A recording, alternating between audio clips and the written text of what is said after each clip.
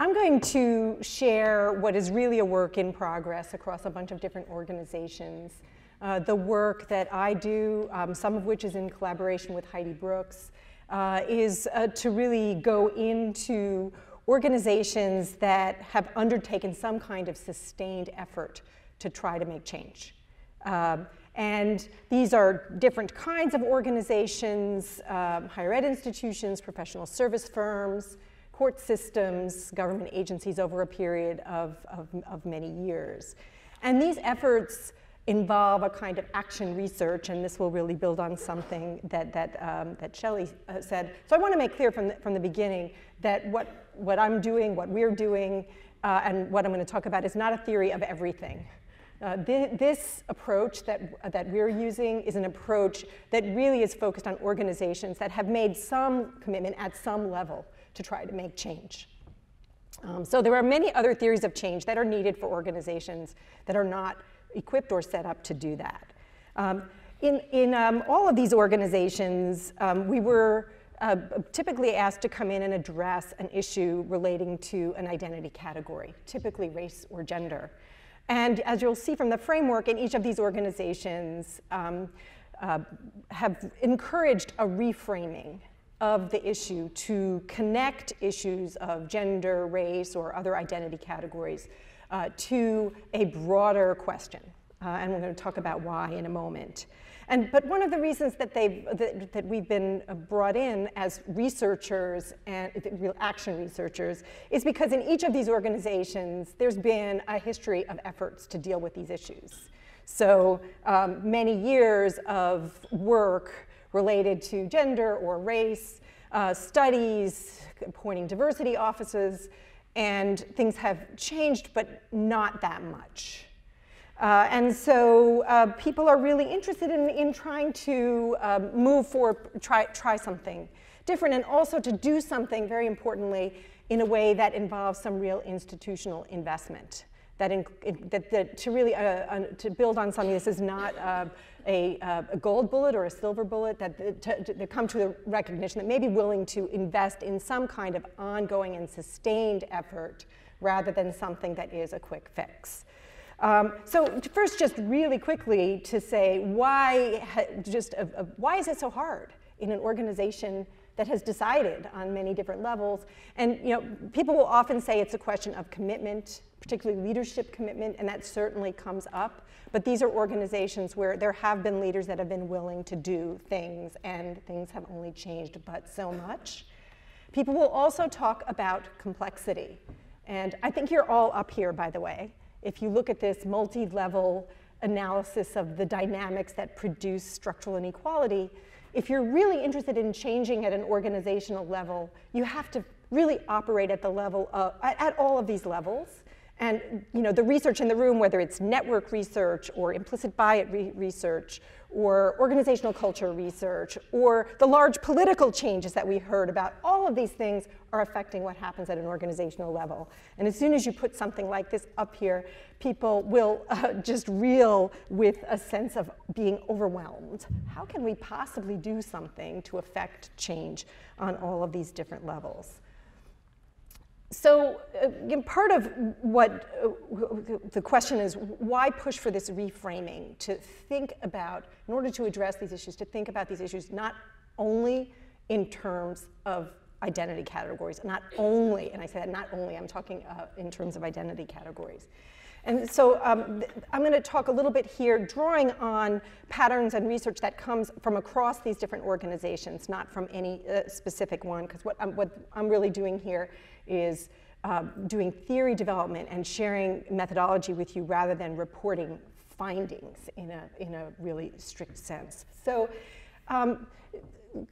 and again, to be clear, this is not to suggest that there isn't really important value to looking at disparities, but if you frame an organizational change effort in terms of diversity or disparity, part of what we found is that, first of all, this underspecifies the problem. And and I think we've heard examples from the research that already has been shared today, but just from the research that we've been doing, if you look at, for example, a pattern that has emerged across several organizations, is that information sharing privileges those who already had relationships when they came into the organization, or that are interacting more frequently with people who have access to that information. And that is a pretty, that's a strong pattern that we see across organizations.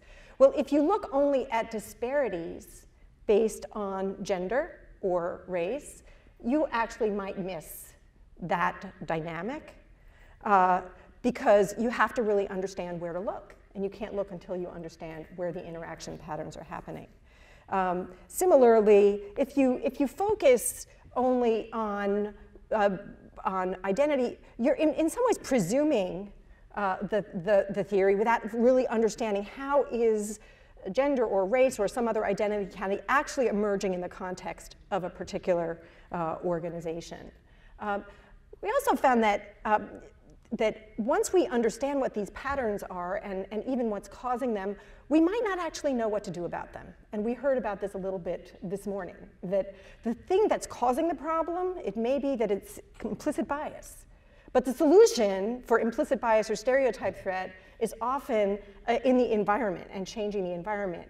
And so by focusing on the cause, it doesn't tell us necessarily what to do to change the context itself. And how do we actually get people to come together and make a change, to take on that top-level change?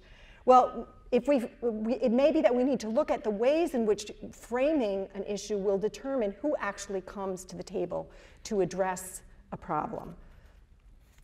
But just as we can't only frame an issue in terms of identity category to really fully understand it, we also can't move in the other direction, which is to throw out the significance of identity categories to understanding and addressing dynamics. So often, particularly in the environment now of colorblindness in the race context, if you say, wait a minute, we can't only frame in terms of race or gender, that will mean, okay, we're going to go to universal solutions. And we all know that if we don't actually pay attention to the dynamics that affect people in particular groups and environments, that those dynamics are going to replicate themselves. But if we don't address the culture that is within those dynamics are occurring, then we're also going to end up replicating the dynamics that we're trying to change. So this is the difference dilemma, right, that Martha Minow has put out there. You know, we have to both pay attention to gender and race and not pay attention to gender and race. So how do we do that? So this is part of what we are really trying to experiment with.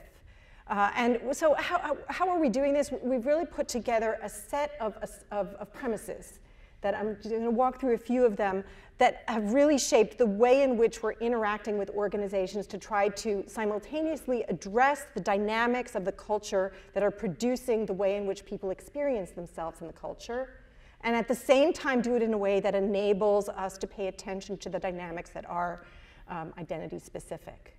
So one of the things that the first aspects of the way in which we've shaped this work is very similar to the prior presentation, is to, right at the beginning, build collaborative inquiry relationships. This is really changing the nature of research so that we've established in all of these settings insider-outsider partnerships where we're not the only ones doing the research, and we're certainly not the only ones coming up with the solutions. We're also really building in from the outset, not only in terms of our inquiry, but the organization's inquiry, an emphasis on building the capacity for reflection, learning, and leadership. And we've learned over time that it's really important to do that upfront, not after the research comes out with its findings. We've also learned about situating research within this kind of framework of inquiry, discussability, and actionability. And Amy started us out today talking about the challenges of discussability. And we found in every context that we've been in that discussability, namely, how do you talk about hard things, period? How do you talk about being vulnerable? How do you talk about failure? How do you talk about that conflict that you just had? How do you talk about needing feedback and not getting it? Those things are really hard to do, and there isn't capacity to do that. And then in these organizations, we then many of them have asked people to talk about things that are the hardest things to talk about when there really isn't any capacity to talk about anything. Well, right? I mean, across differences in particular. So we found this is a really important both finding to understand where are people talking in ways that actually can produce learning, and how does that happen?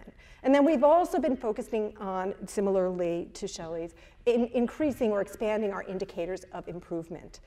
So that we're really thinking not only, the numbers are very important, but not only about numbers, but also various kinds of practices and capacities that are being developed over time. So in addition to shaping this relationship, we also come in and ask people to frame difference in relation to some kind of larger purpose. So we will ask, and again, we've heard evidence of this, but what's something that is important in your organization right now? This is not the business case. This is, what is something that you're working on that lots of people care about, that matters, or that you think matters, and that relates in some significant way to the way in which you think people are experiencing them in various categories of difference. So we locate the work in some kind of an action arena. And then we, this is, I just say, I use the word full participation. We've heard a little bit of like that, but that language is really a placeholder for asking, what is it that you really care about in your organization? That's a set of values that you think we will understand, that people will resonate to, and that becomes part of the research question. And so we're framing the inquiry and the agenda and the initiative not only in terms of a gender initiative or a race initiative, but something like a full participation initiative or initiative that really is about enabling everyone to succeed and thrive, or enabling everyone to develop talent or be paid the same, whatever that issue is. And then we undertake a systematic inquiry about success and thriving at critical junctures along the pathway in the organization. So this combines a set of interviews across the board with as many types of people in the organization as we can have access to. And what we look at in the interviews is really how people move into and through the pathway that affects their development, their contributions, and their success. And we ask them questions like, what does it look like to succeed and thrive in this organization? What have been some critical junctures that you have experienced along the way? And what made a difference to you as you operated in those critical junctures? Who have been the key relationships that have mattered to you at points in time that really were where you went on either an upward trajectory or a downward trajectory? And with all of that, we ask those questions first, and then we ask, and has there been a time in which identity has mattered to the way in which you've experienced yourself in the organization? We don't pre-specify identity, but it's very frequent that race, gender, class, but other types of things come up. Discipline, or where you went to undergraduate school, or various kinds of things that you might not have anticipated. We ask about current issues and conflict and how those things are addressed and how they manifest in your life. And very importantly, we ask how things get discussed, how and where and with whom. We also include a network survey to really try to understand what are the patterns of interaction that occur within and across different groups. And this really enables us to put together an understanding of how information, developmental opportunities, and support is experienced by people, and then to put that in the context of how are people actually interacting up and down the hierarchy. I love this spaghetti, right? Like, so all across these different networks. And then we combine this with reflection that we do both ourselves and, very importantly, in collaboration with focus groups, with people in the organization, to try to understand what are the leverage points, whether they are small wins, which are really important, but also the bigger leverage points that are actionable within the environment because of what's going on, because of history, because of what else is going on in the organization. And really try to then build a collective narrative that has resonance within the culture. And in the process of doing this, part of what's really exciting about doing this research is that the research, people are really, really surprised in these interviews because of the way these things start. People think this is a gender study or a race study, and they think we're going to sit down and have a conversation about what's the difference between you and somebody else in the organization. And that does come out, but what they end up doing is really reflecting on their pathway through the organization. It's very common for people to say, wow, I really needed that because I never get to reflect on what I'm doing here. And then if we do that and then also come together with a kind of collective conversation, that really creates an opening for engaging people who otherwise might not have seen themselves as relevant to this question if it had been framed at the outset in terms of race and gender.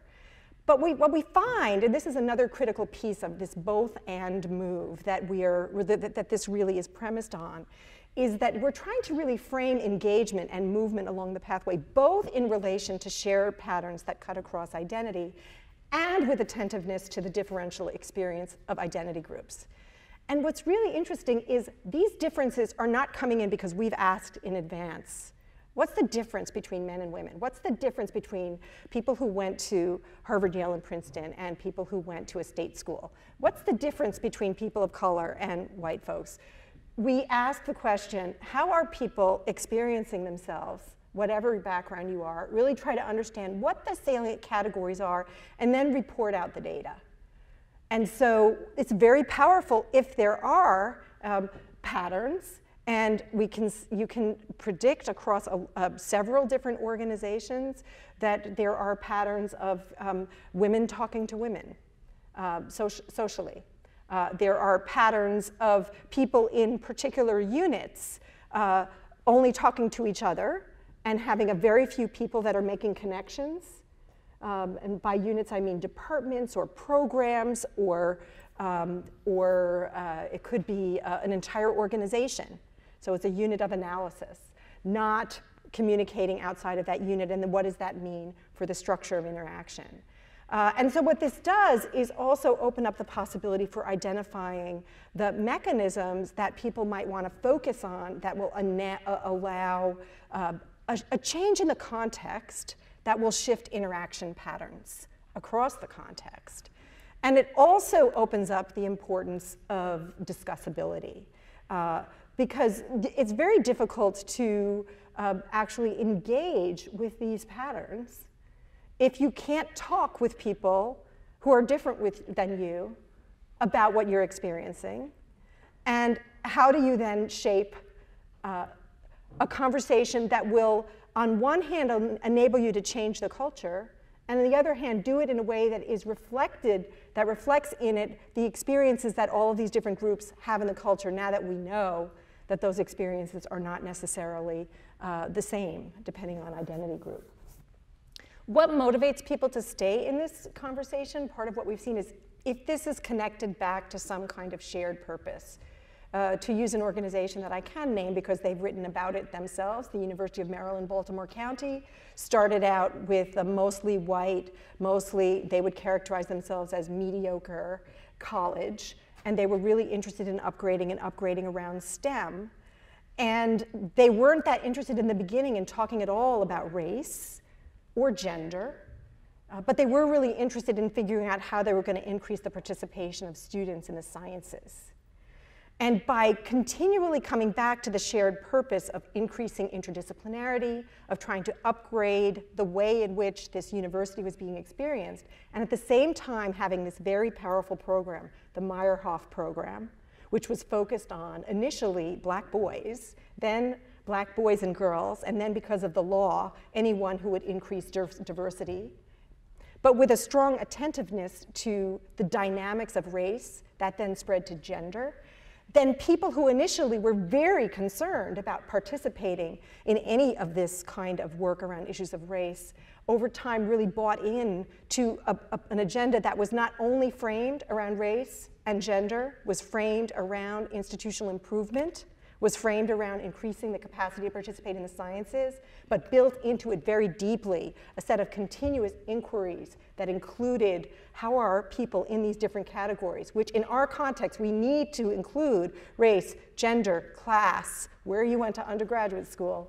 All of that came into play. And what's really interesting at UMBC, and we've seen this at other places, is this has really changed the practice of reflection within the organization. So data gathering, reflection, ongoing engagement in a regular way about how people are experiencing themselves at these different points in the system. Over time, this has gotten increasingly built in to the system. Now, I do want to say there's one of the most visionary leaders in the country leading UMBC. So we have to, and he's black.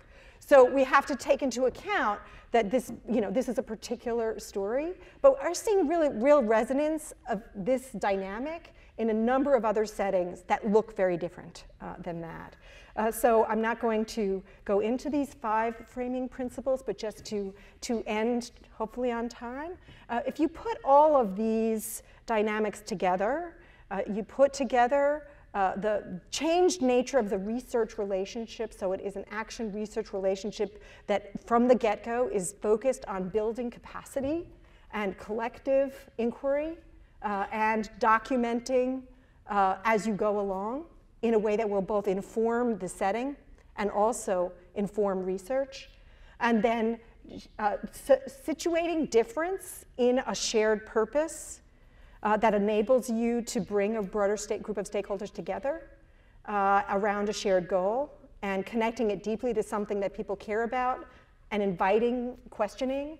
And then taking this both-and approach that where you're simultaneously asking about a question of real significance to everyone and doing so in a way that requires you consistently and insistently to ask the question of who is and who is not thriving and succeeding in this environment. And I will say that I don't recommend this research strategy for an untenured faculty member. I have to be willing, just in full disclosure, not to publish if we don't get to a point in some way that tells the case study. So how have we gotten access? We've gotten access because we've made a commitment in the first instance to using information to drive change. And over time, organizations that make change want to tell their story. And so, that's the hope. And it has worked in some settings. It really has. And I think that that is the kind of commitment that I think we need to be able to make if we're going to get inside the guts of organizations and find out what's really happening in the interactions that determine whether people can be full participants. Thank you.